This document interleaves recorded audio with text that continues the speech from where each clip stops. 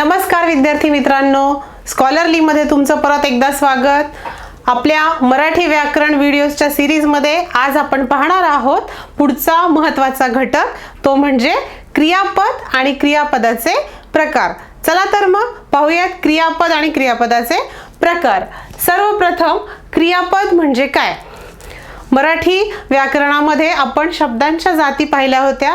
विकारी आणि अविकारी शब्द म्हणजे काय हे आपण शिकलो। त्यामध्ये क्रियापद हा विकारी शब्दांचा एक प्रकार आहे आणि कुठलंही वाक्य पूर्ण होण्यासाठी अतिशय महत्त्वाचा असा हा घटक म्हणजे क्रियापद। एक उदाहरण आपण पाहूया। वाक्य असेल, मुले शाळेत जातात, किंवा आई मुलांना शिकवते, गोष्ट सांगते।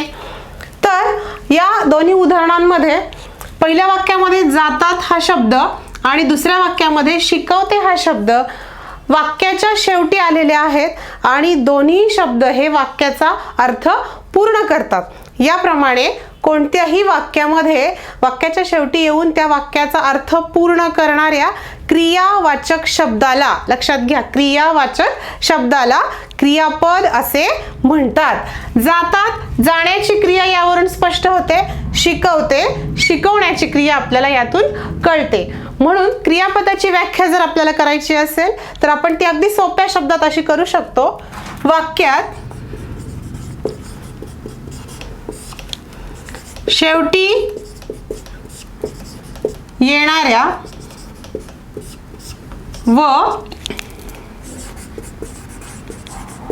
वाक्याचा अर्थ पूर्ण करणाऱ्या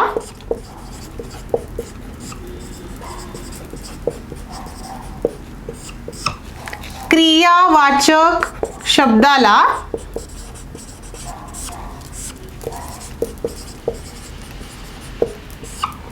क्रियापद असे म्हणतात।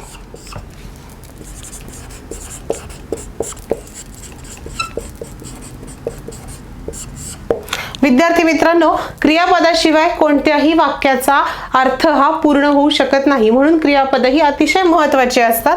तर अशा ह्या क्रियापदांचे आपण आज काही प्रकार पाहणार आहोत। क्रियापदांचे एकूण 13 प्रकार पडतात। ते प्रकार असे आहेत। क्रियापदांचे प्रकार,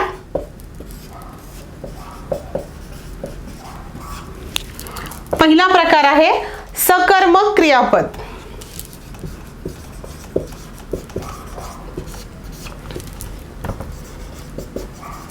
दुसरा प्रकार अकर्मक क्रियापद।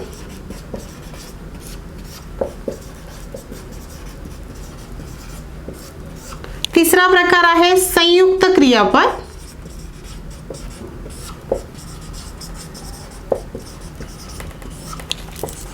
चौथा प्रकार सहाय्यक क्रियापद।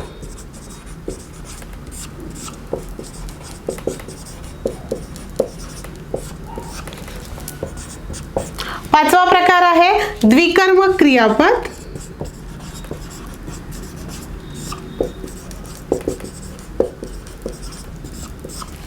सहावा उभयविध क्रियापद।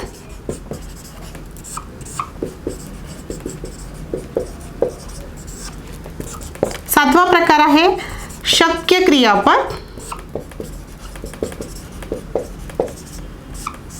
आठवा सिद्ध क्रियापद।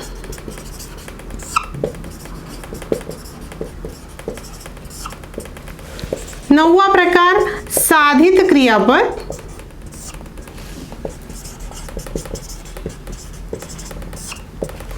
दहावा प्रयोजक क्रियापद।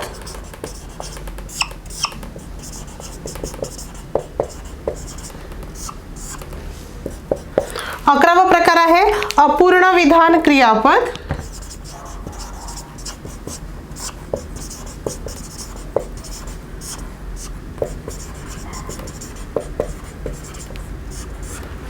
12वा प्रकार आहे अनियमित क्रियापद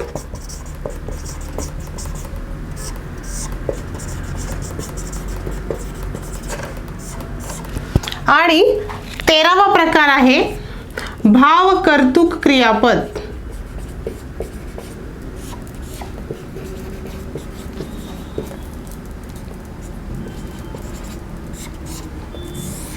असे क्रियापदांचे एकूण 13 प्रकार आहेत. सकर्मक, अकर्मक, संयुक्त, सहाय्यक, द्विकर्मक, उभयविध, शक्य, सिद्ध, साधित, प्रयोजक, अपूर्ण, अपूर्ण विधान, अनियमित आणि 13वा प्रकार आहे भावकर्तृक क्रियापद. आता आपण ह्या प्रत्येकाची सविस्तर माहिती पाहणार आहोत. सर्वप्रथम पहिला प्रकार जो आहे सकर्मक क्रियापद.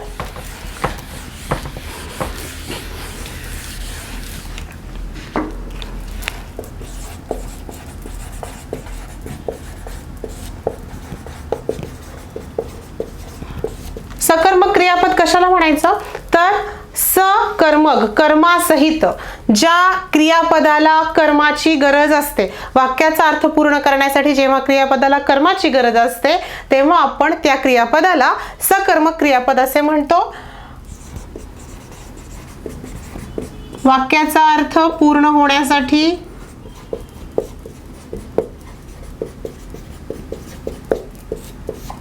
या क्रियापदांना कर्माची गरज असते.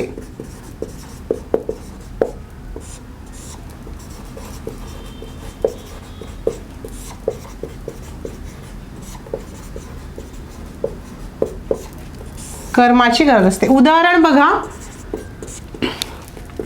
मी आंबा खाल्ला.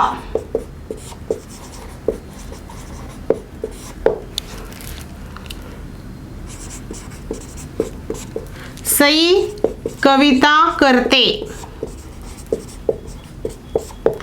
दोन्ही वाक्यांमध्ये खाल्ला आणि करते ही दोन्ही क्रियापदे अर्थपूर्ण होण्यासाठी त्यांना पहिल्या वाक्यामध्ये आंबा या कर्माची गरज आहे तर दुसऱ्या वाक्यामध्ये काय करते, कविता करते. म्हणून हे दोन्ही सकर्मक क्रियापद आहेत. क्रियापदाचा दुसरा प्रकार जो आहे अकर्मक क्रियापद.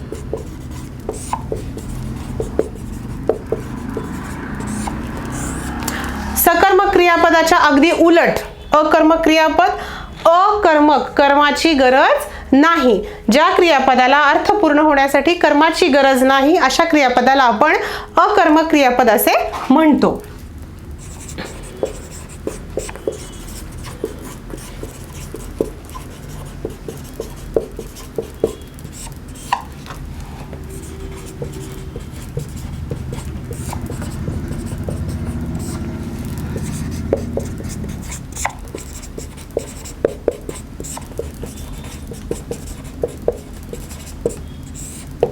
म्हणजे अकर्मक क्रियापद अर्थपूर्ण होण्यासाठी कर्माची गरज नाही अशी क्रियापदे.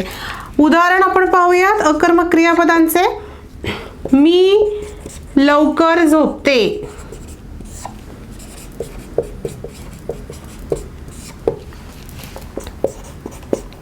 ती सुंदर गाते. पहिल्या वाक्यामध्ये झोपते हे क्रियापद आहे, कर्माची गरज नाही. किंवा दुसऱ्या वाक्यामध्ये ती सुंदर गाते. गाते हे क्रियापद आहे, या वाक्यातही कर्म नाही तरी सुद्धा दोन्ही वाक्यांचा अर्थ पूर्ण झालेला आहे. म्हणून झोपते आणि गाते ही अकर्मक क्रियापदाची उदाहरणे झाली. क्रियापदाचा तिसरा प्रकार आहे संयुक्त क्रियापद. पाहूयात संयुक्त क्रियापद म्हणजे काय. संयुक्त याचा अर्थ संयुक्त क्रियापद म्हणजे थोडक्यात ज्या वेळेला धातू साधित आणि क्रियावाचक शब्द ह्या दोन्हींचं संयोगाने जे क्रियापद तयार होतं त्या क्रियापदाला आपण संयुक्त क्रियापद असे म्हणतो. तिसरा प्रकार जो आहे संयुक्त क्रियापद.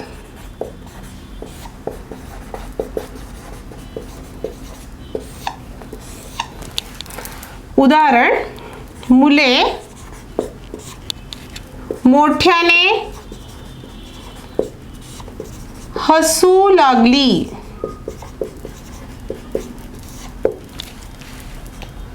किंवा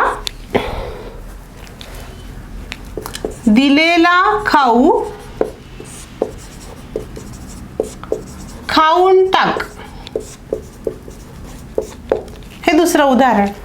दोन्ही उदाहरणांमध्ये आपण पाहूयात. पहिल्या उदाहरणामध्ये हसू लागली, या ठिकाणी दोन क्रियावाचक शब्द दिसत आहेत आपल्याला, हसू आणि लागली. यातलं हसू हे धातू साधित आहे, लागली हे क्रियावाचक. हसू लागली ह्या दोन्हींचं मिळून या ठिकाणी एक क्रियापद आपल्याला तयार झालेलं दिसतंय. जर आपण ते स्वतंत्रपणे घेतलं तर त्याचा नेमका अर्थ पूर्ण होत नाही, त्यामुळे हसू लागली हे संयुक्त क्रियापदाचं उदाहरण झालं. त्याचप्रमाणे दुसऱ्या वाक्यामध्येही खाऊन टाक हे पण दोन आपल्याला क्रियापद दिसतात. त्यातलं खाऊन हे धातू साधित आहे आणि टाक हे क्रियावाचक शब्द. दोन्हींच्या संयोगाने या ठिकाणी खाऊन टाक हे संयुक्त क्रियापद तयार झालेलं आपल्याला दिसतं. म्हणून ही दोन्ही संयुक्त क्रियापदांची उदाहरणे आहेत. आपण व्याख्या अशी करू शकतो. वाक्यातील धातू साधित व क्रियावाचक शब्द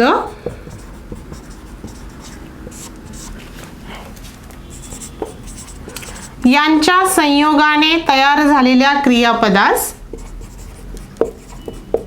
संयोगाने म्हणजे हे दोन्ही मिळून, संयोगाने तयार झालेल्या क्रियापदास संयुक्त क्रियापद असे म्हणतात.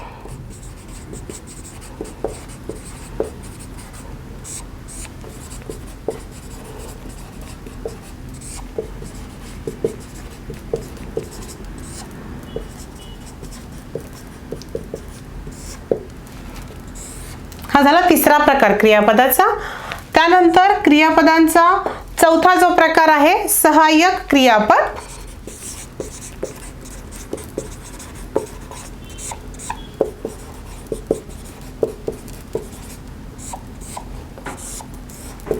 सहाय्यक क्रियापद, त्या ठिकाणी आपण जेव्हा संयुक्त क्रियापद शिकलो अगदी त्याच प्रकारचं एक उदाहरण मी तुम्हाला सांगते, किंवा तीच उदाहरणं आपण ह्यासाठी पाहू शकतो.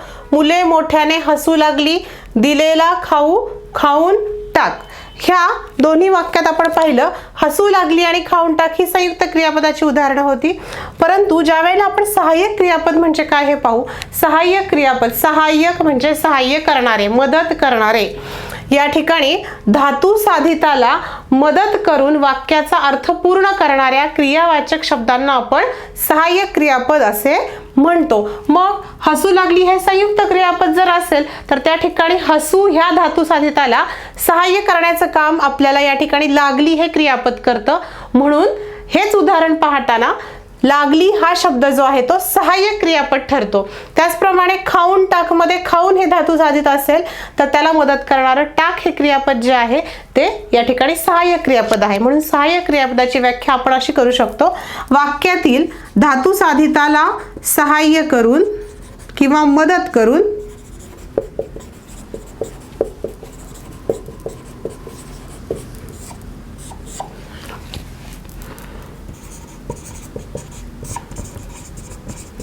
वाक्याचा अर्थ पूर्ण करणारे क्रियापद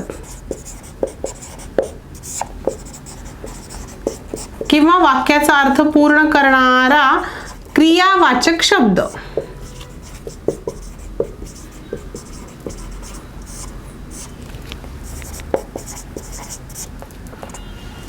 जसे लागली, टाक,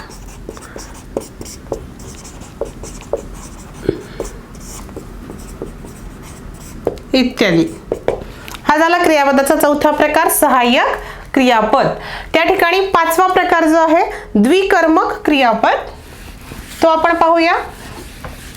द्विकर्मक, द्वि म्हणजे दोन, द्वि या शब्दाचा अर्थ होतो दोन, आणि कर्मक ज्या क्रियापदाला, द्वि म्हणजे दोन कर्मांची गरज असते, ज्या क्रियापदाला अर्थ पूर्ण होण्यासाठी दोन कर्मांची गरज असते त्याला आपण द्विकर्मक क्रियापद असे म्हणतो. पाचवा प्रकार द्विकर्मक क्रियापद.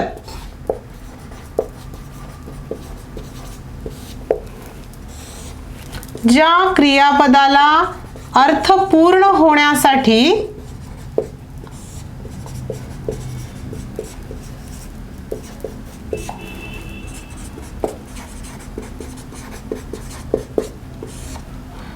दोन कर्मांची गरज असते.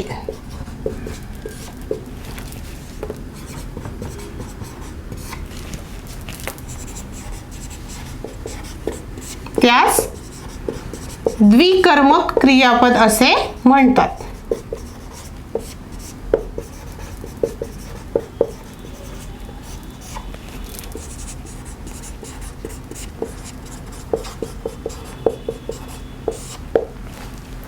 उदाहरणार्थ द्विकर्मक क्रियापदाचं उदाहरण जे आहे ते आपण असं सांगू शकतो, आजीने भिकाऱ्याला पैसे दिले. बघा उदाहरण, आजीने भिकाऱ्याला पैसे दिले. किंवा आई मुलांना गोष्ट सांगते. ही दोन्ही उदाहरणं पहा. पहिल्या उदाहरणामध्ये आजीने भिकाऱ्याला पैसे दिले. दोन कर्म आपल्याला दिसत आहेत, भिकाऱ्याला आणि पैसे. त्याचप्रमाणे दुसऱ्या उदाहरणामध्ये आई मुलांना गोष्ट सांगते. कर्म आहेत मुलांना आणि गोष्ट.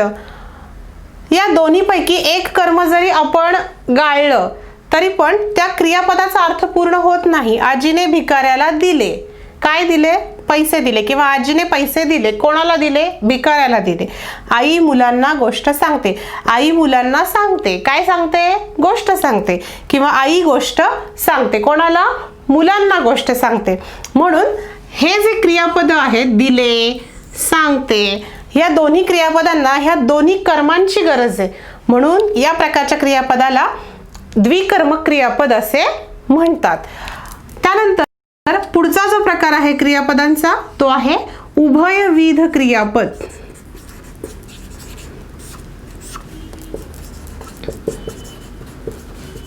उभयविध क्रियापद. उभयविध क्रियापद म्हणजे काय?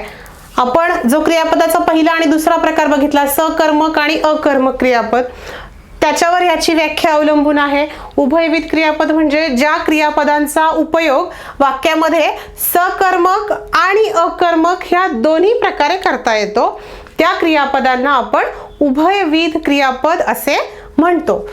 ज्या क्रियापदांचा उपयोग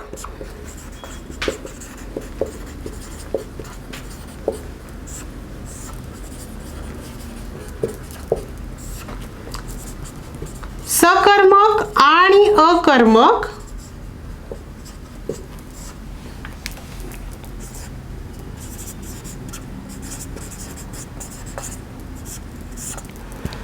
सकर्मक आणि अकर्मक या दोन्ही प्रकारे करता येतो.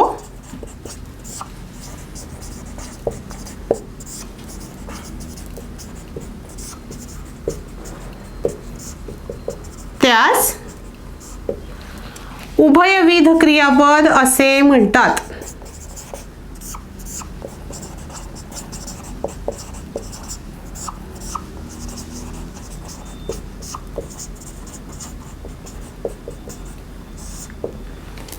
उदाहरणार्थ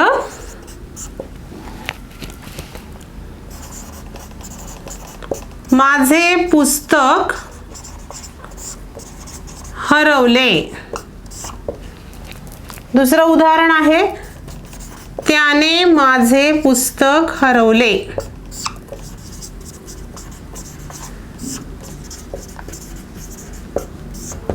पहा दोन्ही वाक्य, क्रियापद एकच आहे दोन्ही वाक्यांमध्ये, परंतु पहिल्या वाक्यामध्ये माझे पुस्तक हरवले, त्या ठिकाणी आपल्याला हरवले हे या ठिकाणी आपल्याला हरवले हे सकर्मक क्रियापद म्हणून सापडतं. माझे पुस्तक हरवले, माझे काय हरवले? पुस्तक हरवले. त्याने माझे पुस्तक हरवले या ठिकाणी अकर्मक क्रियापद म्हणून काम करते. म्हणून हे क्रियापद जे आहे ते उभयविध क्रियापद आहे. यानंतर क्रियापदाचा सातवा प्रकार जो आहे शक्य क्रियापद, तो आपण पाहूया.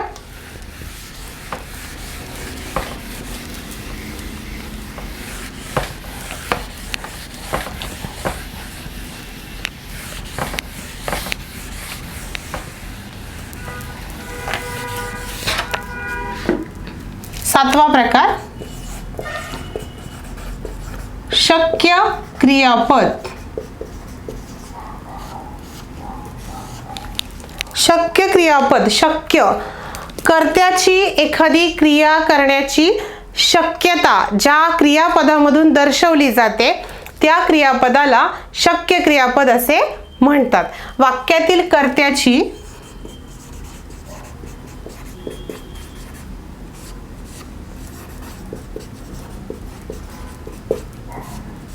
क्रिया करण्याची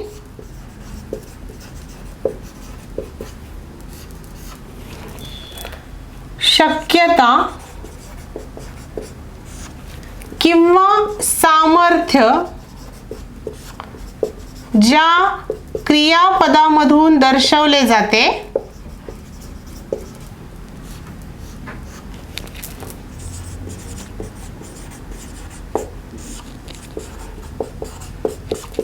त्यास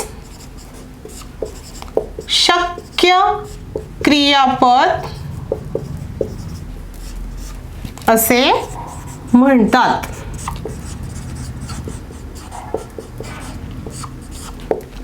त्यास शक्य क्रियापद असे म्हणतात. उदाहरण आपण सांगू शकतो. तिला आता उठून बसवते किंवा त्याला दररोज व्यायाम करवते. या ठिकाणी बसवते, करवते ह्या दोन्ही कर्त्यांच्या शक्यता दर्शवणारे शब्द आहेत, म्हणून त्यांना आपण शक्य क्रियापद असे म्हणतो. यानंतर क्रियापदांचा आठवा प्रकार आहे सिद्ध क्रियापद. सिद्ध क्रियापदे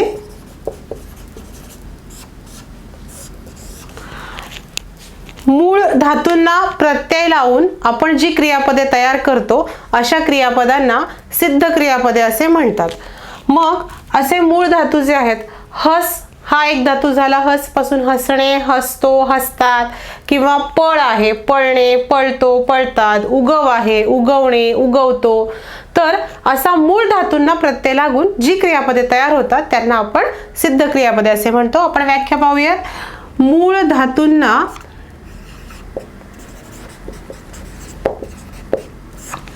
प्रत्यय लावून तयार होणारी क्रियापदे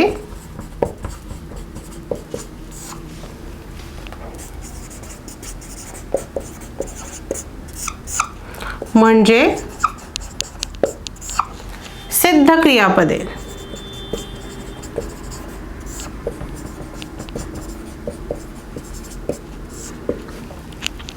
उदाहरणार्थ, तो मोठ्याने हसतो.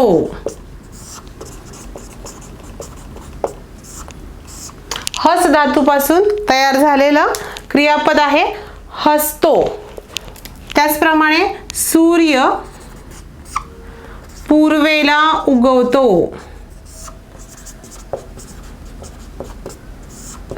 उगव या धातूपासून तयार झालेलं क्रियापद आहे उगवतो.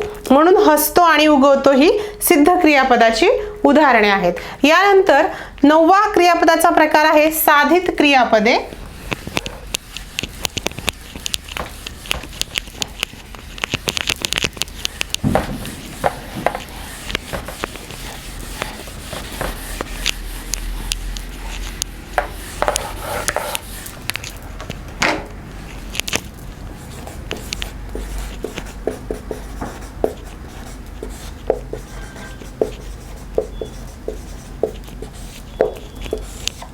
साधित क्रियापदे ज्याप्रमाणे मूळ धातूंना प्रत्यय लावून आपण सिद्ध क्रियापदे तयार करतो, त्याचप्रमाणे विविध जातीचे शब्द जसे की शब्दयोगी अव्यय असतील, क्रियाविशेषण असतील, विशेषण किंवा उभयान्वयी अव्यय, वेगवेगळे अव्यय जे आहेत, अशा विविध जातीच्या शब्दांना प्रत्यय लावून आपण साधित शब्द तयार करत असतो आणि ह्या साधित शब्दांपासून आपण जे क्रियापद तयार करतो त्या क्रियापदाला साधित क्रियापदे असे म्हणतात. म्हणून साधित क्रियापदांची व्याख्या अशी तयार होते: विविध जातीच्या शब्दांना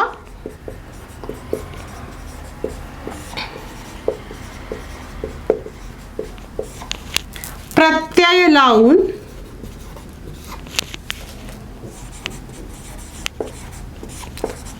साधित शब्द होतात.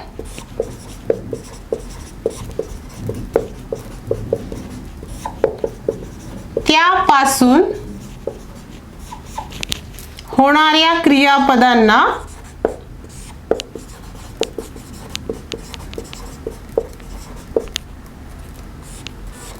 साधित क्रियापदे म्हणतात.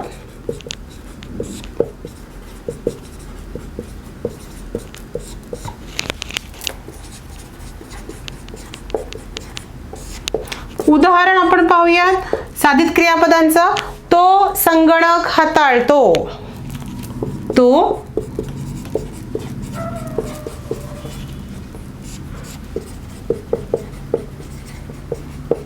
तो संगणक हाताळतो किंवा माझे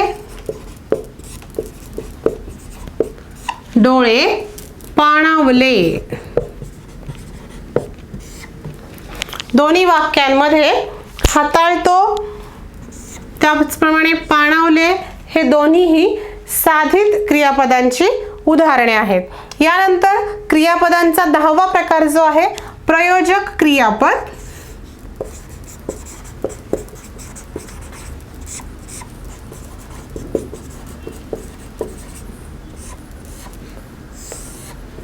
प्रयोजक क्रियापद. विद्यार्थी मित्रांनो, आपल्या वाक्यामध्ये कर्ता जो आहे, कर्ता हा क्रिया करत असतो, परंतु जेव्हा एखाद्या वाक्यामधील कर्ता हा स्वतः क्रिया करत नसून तो कोणाच्या तरी प्रेरणेने क्रिया करतो, त्यावेळेला त्या क्रियापदाला प्रयोजक क्रियापद असे म्हणतात. म्हणजे प्रत्यक्ष तो कर्ता क्रिया करत नसून त्याच्याकडून ती क्रिया करवली जाते किंवा तो कोणाच्या तरी प्रेरणेने क्रिया करतो, त्यावेळी त्या क्रियापदाला आपण काय म्हणतो? प्रयोजक क्रियापद. वाक्यातील कर्ता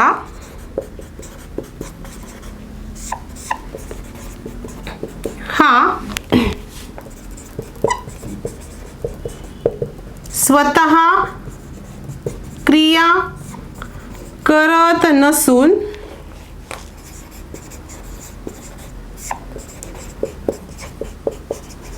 कोणाच्या तरी प्रेरणेने ती क्रिया होते.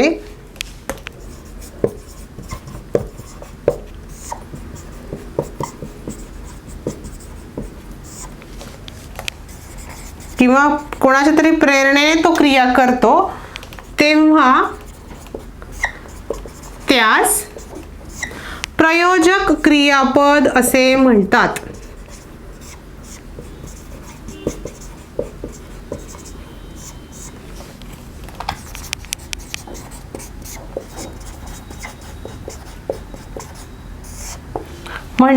उदाहरण प्रयोजक क्रियापदांचं जे आहे, आई मुलांना खेळवते किंवा आई मुलाला खेळवते.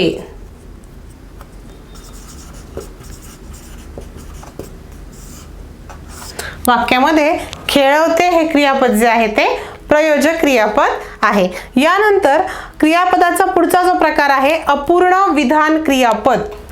पाहूयात क्रियापदांचा 11वा प्रकार.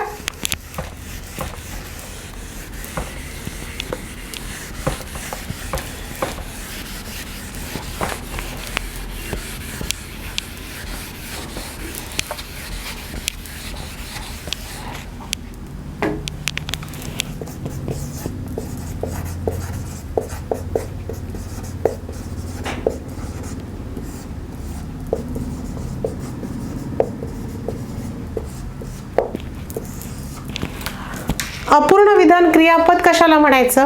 तर ज्यावेळी वाक्यामध्ये अकर्मक क्रियापद असते, अकर्मक क्रियापद असतानाही जेव्हा वाक्याचा अर्थ पूर्ण होत नाही त्यावेळी त्या वाक्यामध्ये आपल्याला एखाद्या विधानपूरक शब्दाची गरज असते किंवा विधानपूरकाची गरज असते. अशा क्रियापदांना आपण अपूर्ण विधान क्रियापद असे म्हणतो. अकर्मक क्रियापद असताना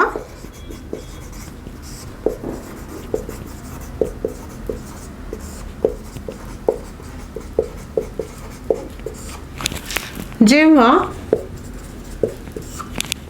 वाक्याचा अर्थ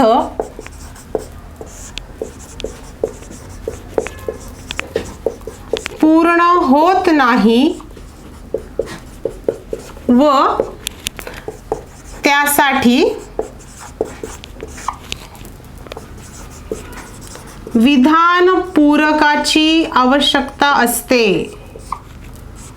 विधानपूरकाची म्हणजे असा एखादा शब्द की जो त्या क्रियापदाला वाक्य पूर्ण करण्यासाठी मदत करू शकेल. विधानपूरकाची आवश्यकता असते.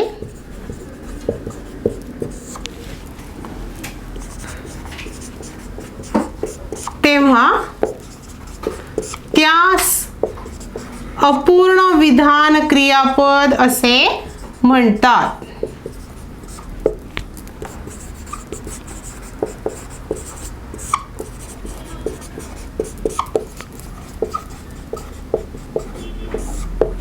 उदाहरण, ती यंदा शिक्षिका झाली.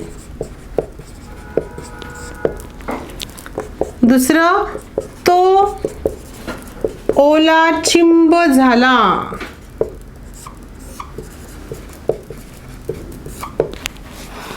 दोन्ही वाक्यामध्ये अकर्मक क्रियापद आहे, परंतु जर शिक्षिका हा शब्द आपण गाळला, ती यंदा झाली, अर्थपूर्ण होत नाही. त्या क्रियापदाला शिक्षिका ह्या विधानपूरकाची गरज आहे, म्हणून आपण ती यंदा शिक्षिका झाली याप्रमाणे लिहिलं.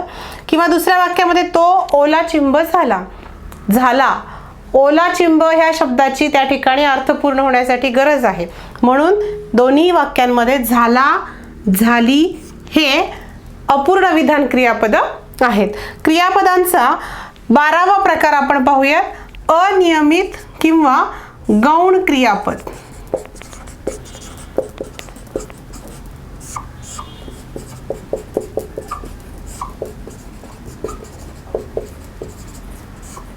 अनियमित किंवा गौण क्रियापदे. विद्यार्थी मित्रांनो, आपण असं म्हणतो की कुठल्याही वाक्यामध्ये अर्थपूर्ण होण्यासाठी क्रियापदाची आवश्यकता असते आणि ती क्रिया करणारा कर्ता आवश्यक असतो. कर्ता हा क्रिया करतो आणि त्यानंतर आपण त्या वाक्याचा अर्थ आपल्याला पूर्ण होतो. परंतु काही क्रियापदं अशी आहेत व्याकरणामध्ये आपल्या की त्या क्रियापदांचे मूळ धातूच उपलब्ध नाहीयेत. आपण आतापर्यंत जेवढी क्रियापदं पाहिली त्यांचे धातूंपासून तयार होणारे असतील, विविध जातीच्या शब्दांपासून तयार होणारे असतील, परंतु अशी काही क्रियापद आहेत ज्यांचा मूळ धातूच आपल्याला माहित नाही किंवा मूळ धातू सापडत नाही. अशा क्रियापदांना आपण अनियमित क्रियापद किंवा गौण क्रियापद असं म्हणतो. मग ही अशी अनियमित क्रियापदं कोणती आहेत? तर मुलांनी खोटे बोलू नये किंवा तू माझ्याकडे पहा, पहा, आहे, देव सगळीकडे आहे, आहे हे क्रियापद. यांचा मूळ धातू काय आहे हे अजून आपल्याला माहित नाही किंवा व्याकरणामध्ये त्याचा मूळ धातू उपलब्ध नाही. म्हणून आहे, नये, पहा ही जी क्रियापदं आहेत ह्या क्रियापदांना आपण अनियमित किंवा गौण क्रियापद असं म्हणतो. व्याख्या आपण अशी लिहू शकतो, ज्या क्रियापदांचे मूळ धातू उपलब्ध नाहीत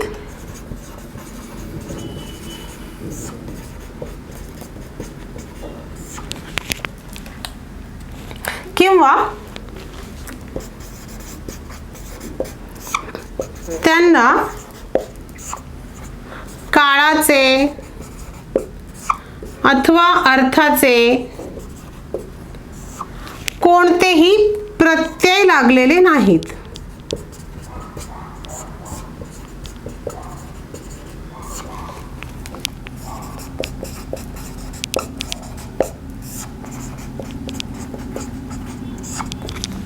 अशा क्रियापदांना अनियमित क्रियापदे असे म्हणतात.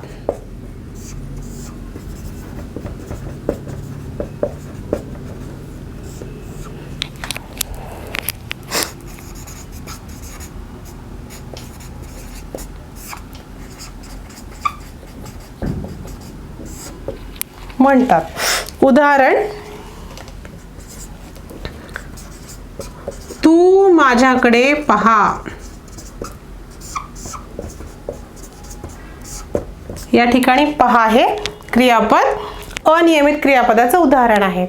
विद्यार्थी मित्रांनो, क्रियापदांच्या प्रकारातला शेवटचा आणि 13वा प्रकार आता आपण पाहूयात. तो आहे भावकर्तृक क्रियापद.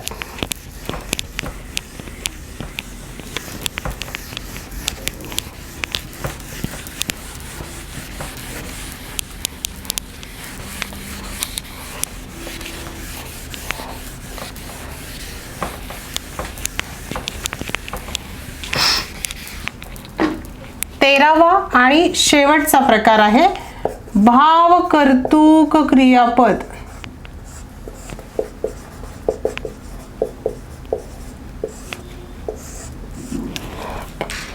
आपण असे म्हणतो, क्रिया करण्यासाठी कर्त्याची आवश्यकता असते, परंतु काही वाक्यांमध्ये जे क्रियावाचक शब्द आहेत किंवा क्रियापद जी आहेत ती क्रियापदच काय करतात, प्रत्यक्ष कर्ता असल्याप्रमाणे भासवतात.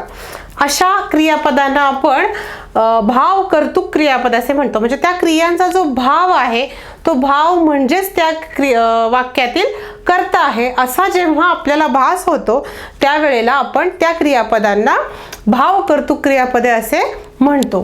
वाक्यातील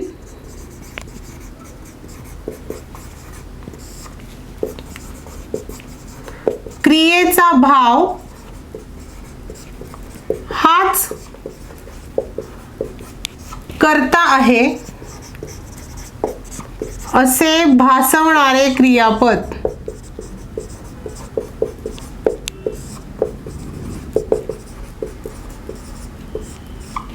म्हणजे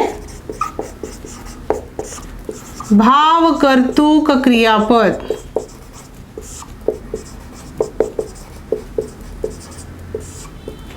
उदाहरणार्थ, आज लवकर उजाडले.